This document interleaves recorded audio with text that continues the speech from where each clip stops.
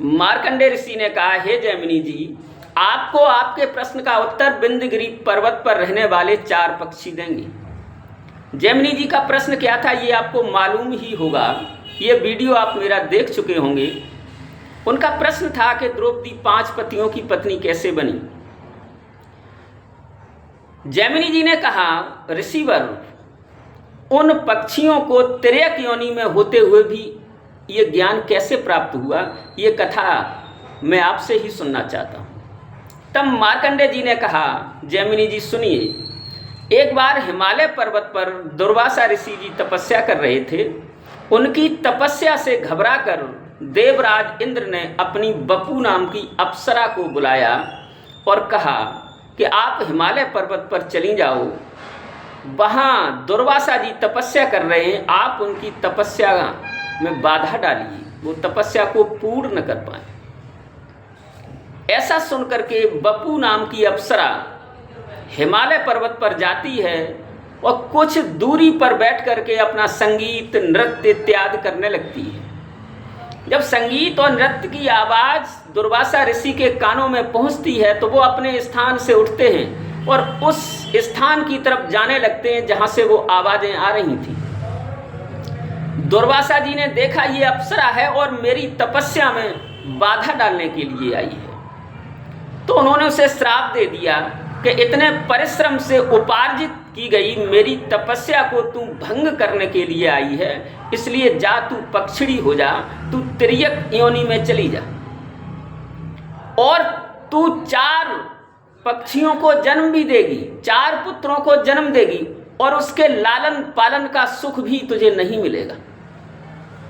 ऐसा कह करके दुर्वासा ऋषि चले जाते हैं और वो बपू नाम की अप्सरा उस श्राप को अपने सर पर धारण करती है और कुछ समय बीतने के बाद वो तारछी नाम की पक्षी बन जाती है। मार्कंडेय ऋषि ने कहा, जैमिनी जी सुनिए, एक बार वो तारछी नाम की पक्षी जो कि गर्भिणी थी, गर्भवती थी, कुरुक्षेत्र के ऊपर से उड़ रही थी। उस समय कुरुक्षेत्र में महाभारत का युद्ध चल रहा था और महाभारत के उस युद्ध में अर्जुन और राजा भगदत्त का युद्ध चल रहा था। अर्जुन के गांडीव धनुष से छूटा हुआ तीर उसी पक्षी को लगता है जो कुरुक्षेत्र के ऊपर से उड़ रही थी। उस समय कुरुक्षेत्र का आकाश बाणों से तिल तिल भरा हुआ था, लेकिन दैववश वो पक्षी कुरुक्षेत्र के उस आकाश में प्रवेश कर गई और अर्जुन के तीर लगने से उसका पेट फट जाता है और नीचे गिरती है। गिरते ही उसके पेट से 4 अंडे निकलते हैं। जैसे ही वो अंडे जमीन पर गिरते हैं, अर्जुन के एक और तीर से राजा भगदत्त के हाथी की पीठ पर झूल रहे बड़े बड़े घंटों में से एक घंटा कट करके उन्हीं अंडों के ऊपर गिर जाता है, जिससे कि वो अंडे सुरक्षित बने रहते हैं, उन्हें नुकसान नहीं होता है।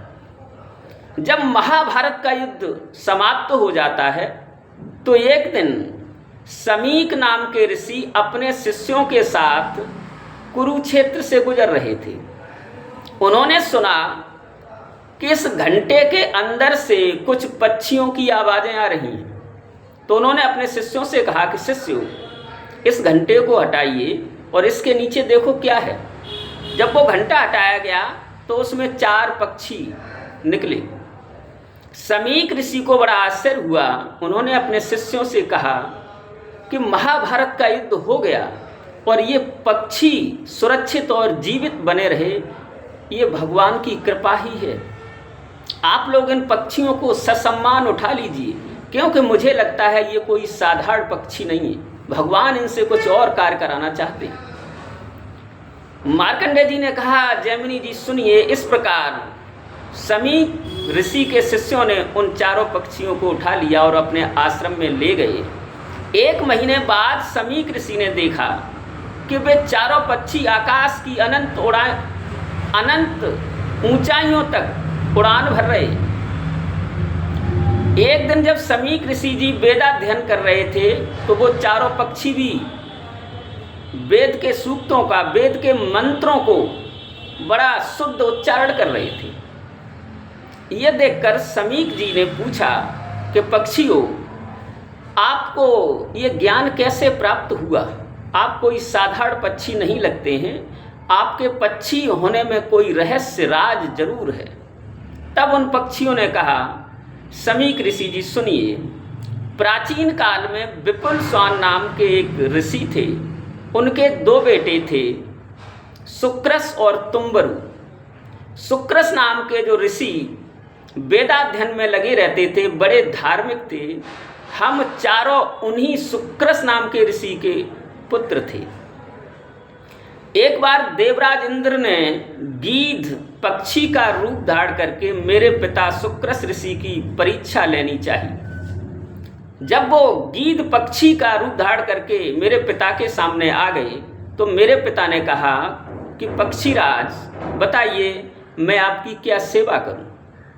तब गीध के रूप में इंद्र ने कहा कि मैं वृद्ध हो रहा हूं और एक बड़े पक्षी के द्वारा झपट्टा मारने से मेरे पंख अस्त व्यस्त हो गए हैं। मैं 7 दिनों तक मूर्छित रहा। अब मेरी मूर्छा जागी है तो मुझे बड़े जोर से भूख लग रही है। मैं यहाँ से गुजर रहा था, भोजन की तलाश में आप दिखाई दे गए तो आपके सामने आया हूँ, आप मेरे लिए भोजन की व्यवस्था करें। पक्षियों ने कहा, समीक ऋषि जी सुनिए। तब मेरे पिता सुक्रस ऋषि ने कहा कि आपको किस तरह के भोजन की व्यवस्था की जाए आपके लिए? तब गीध के रूप में इंद्र ने कहा कि मुझे मनुष्य का मांस अधिक पसंद है, अगर मनुष्य के मांस की व्यवस्था कर दो तो ज़्यादा अच्छा रहेगा। ऐसा सुनकर मेरे पिता ने हम चारों को बुलाया और कहा कि बेटो, एक काम है, क्या आप कर सकते हैं? तो हमने अपने पिता से कहा, बिल्कुल आप बताइए, हम वो आपका काम करेंगे। तो उन्होंने बताया कि आप चारों ही अपने मांस को थोड़ा थोड़ा अपना मांस दे करके इस पक्षी की भूख को शांत कर दो। ऐसा सुन करके हम लोग डर गए और हमने अपने पिता से मना कर दिया कि हम ऐसा नहीं कर पाएंगे क्योंकि ये बड़ा कष्टप्रद होगा। ये मेरी बात सुन करके मेरे पिता नाराज हो गए और कहा कि मुझसे प्रतिज्ञा करके भी तुम ये काम नहीं कर सकते हो तो जाओ, एक पक्षी की भूख नहीं बुझा सकते तो जाइए, आप चारों भी पक्षी की योनि में चले जाएंगे। आपको तिर्यक योनि में जाना होगा, आप पक्षी बन करके उत्पन्न होंगे। ऐसा मुझे श्राप दे करके मेरे पिता ने गिद्ध के रूप में इंद्र से कहा कि गीधराज आप मुझे भक्षण करिए। वो उस पक्षी के सामने बैठ गए और उससे कहा कि आप मुझे भक्षण कर लीजिए। जैसे ही मेरे पिता ने ये कहा तो देवराज अपने रूप में प्रकट हो गए और कहा, हे सुक्रस मुने, मैं आपकी परीक्षा लेने के लिए आया था और मैंने जान लिया कि आप वास्तव में धार्मिक हैं। मैं कोई गीध नहीं हूँ, मुझे कोई मांस इत्यादि नहीं चाहिए। ऐसा कह करके देवराज इंद्र चले जाते और हम चारों अपने पिता के पैरों पर गिर जाते हैं और माफ़ी मांगते हैं कि मुझसे बड़ा पाप हुआ और आपने जो श्राप दे दिया तिर्यक योनि में जाने का, ये हमारे लिए बड़े कष्टप्रद होंगे। तब मेरे पिता ने कहा कि आप तिर्यक योनि में जाएंगे अवश्य, लेकिन आपको वेदों, शास्त्रों, पुराणों का सबका ज्ञान होगा और इतने ज़्यादा आप ज्ञानी होंगे कि आप उसी योनि से आपके बंधन कट जाएंगे, आपको मुक्ति मिल जाएगी। तो पक्षियों ने कहा, हे समीक ऋषि जी सुनिए, इस कारण से हम पक्षी बने।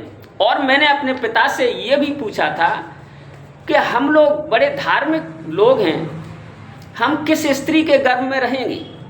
तब मेरे पिता ने कहा था कि बपू नाम की अप्सरा को दुर्वासा जी ने श्राप दे दिया है, वो तारछी नाम की पक्षड़ी बनकर उत्पन्न हुई है, आप चारों उसी के गर्भ में निवास करेंगे। वो अप्सरा है, वो श्रेष्ठ है, उसका गर्भ आपके लिए ठीक रहेगा। इसलिए हम उसी तारछी नाम की अप्सरा के गर्भ से उत्पन्न हुए हैं। और अगली बात आपको मालूम ही है कि आपने किस तरह से मुझे कुरुक्षेत्र से उठा करके और आप अपने आश्रम में लाए, आपने मेरा लालन पालन किया, इसलिए हम आपके बड़े आभारी हैं। तो मार्कंडेय ऋषि ने कहा, जैमिनी जी सुनिए, उन चारों पक्षियों के ज्ञानी होने का यही कारण था।